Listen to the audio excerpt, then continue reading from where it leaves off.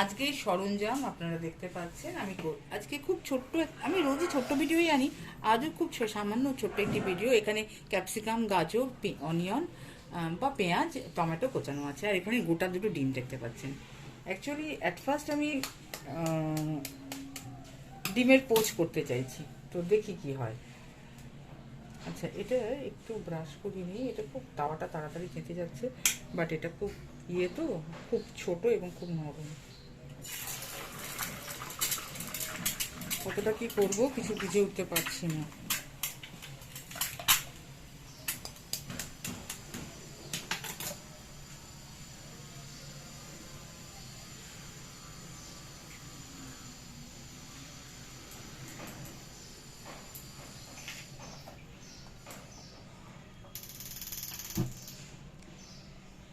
Actually আমি দুটো ডিম ওর মধ্যে কোচের মতো করে দিয়েছি, একটু লবণ দিচ্ছি। লবণ আপনারা জানেন অ্যাজ রিকোয়ার্ড, হ্যাঁ, যতটুকু প্রয়োজন ততটুকু লবণ দেবেন। এবং এর সঙ্গে একটু ক্যাপসিকাম কুচি এবং খুব ফাইন চপড, খুব ভালো করে চপ করা আছে, একটু গাজর কুচি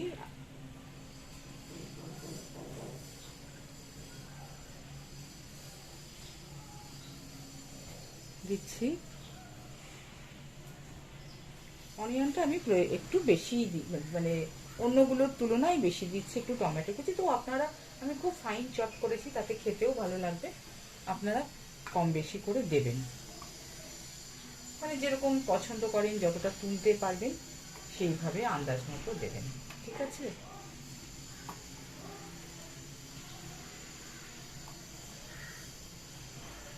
একটু কালারফুলও হবে।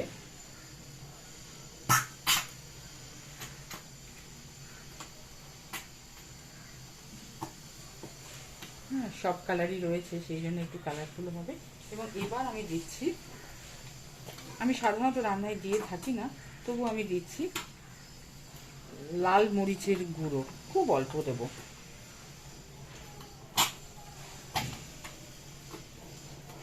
খুব অল্প, যদি ঝাল খেতে পছন্দ করেন বা দিতে পছন্দ করেন তাহলে আরও পরিমাণে দিতে পারেন। এবং এবার একটু দিচ্ছি গোলমরিচ গুঁড়ো। অ্যাকচুয়ালি আমি চাইছি, আপনারা যেভাবে পোস্ত খেয়ে থাকেন, আমি একটু মশলা পোচ মতো করতে চাইছি, ঠিক আছে? তো সবই আমি অল্প পরিমাণে দিয়েছি, লবণও দিয়েছি, আরেকবার এই ভেজিটেবলগুলো দেওয়ার পর আরেকটু লবণ দিয়েছি। তো এটা যা হচ্ছে, মেন ব্যাপার এটা হচ্ছে যে এটাকে উল্টানোটা।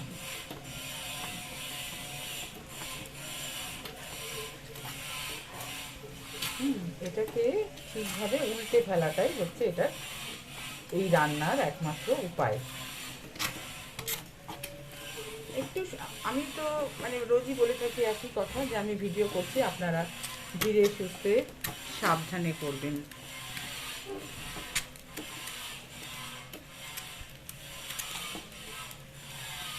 এটাকে উল্টানোটাই জরুরি।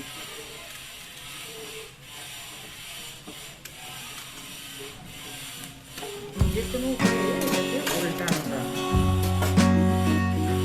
আর তো রান্নাটা